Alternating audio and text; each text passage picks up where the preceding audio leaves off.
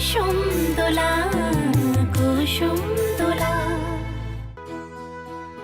ভেবে দেখো তো, তুমি যদি আজ কোনো হোস্টেলে থাকতে, সেখানে 5টা মেয়ের মতো তোমাকে কন্ট্রিবিউট করতে হবে, সেই 5টা মেয়েকে কন্ট্রিবিউট করতে হবে, সেটাও একটা সংসার। আজ বাড়িতে মিঠু কাজ করছে, সবাই কাজ করছে, এখন যদি তুমি তাদের সঙ্গে কাজে পার্টিসিপেট না করো, তাহলে বাড়ির লোকজন তোমাকে আলাদা ভাবতে বাধ্য হবে। আমি জানি তুমি আলাদা, কিন্তু সেটা তোমার নিজের ব্যবহারে প্রমাণ করার তো কোনো দরকার নেই। তারা ভাবছে ভাবুক, তোমাকে তো ভাবানোর কোনো দরকার নেই। তার মানে কি বলতে চাইছেন আপনি?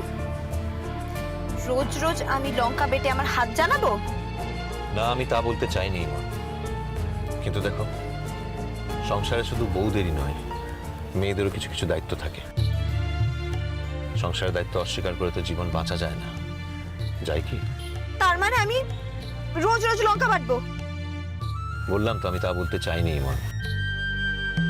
দেখো, তুমি যেটা পারবে না সেটা বলে দেবে যে আমি এটা পারবো না, আমি এটুকুই পারবো। বাকিটা ম্যানেজ করার চেষ্টা করো। দেখোই না কটা দিন, যখন তারা দেখবে যে তোমাকে কিছুতেই তারা হারাতে পারছে না, একদিন তারা নিজেই হাল ছেড়ে দেবে।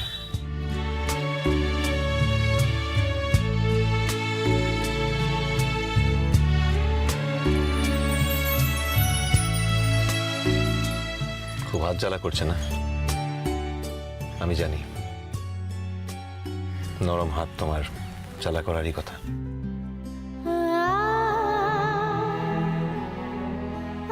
বাড়ির সকলের হয়ে আমি তোমাকে সরি বলছি মা।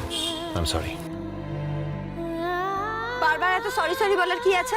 আমি সরি বললেও দোষ? জানি তুমি তো নিজে কিছু বলবে না আমায়, তোমার কোনো প্রয়োজনে আমি লাগিও না। তাও তোমার কিছু কিছু প্রয়োজনে আমি থাকতে চাই, থাকতে ভালো লাগে। এনিওয়ে, এসো, আজ তোমার কলেজে প্রথম দিন। Wish you all the very best, যাতে তোমার কলেজের প্রথম দিনটা খুব সাকসেসফুল হয়। All the best once again.